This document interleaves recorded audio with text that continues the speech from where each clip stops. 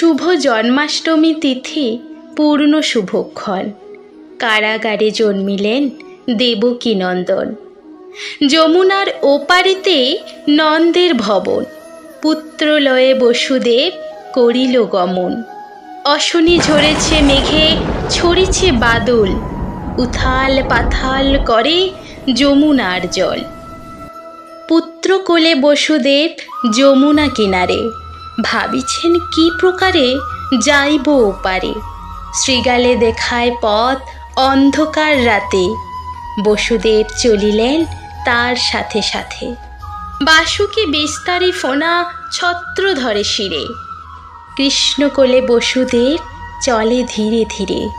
শ্রীকৃষ্ণের জন্ম কথা অমৃত সমান, লিখেন লক্ষণ কবি কৃষ্ণ উপাখ্যান।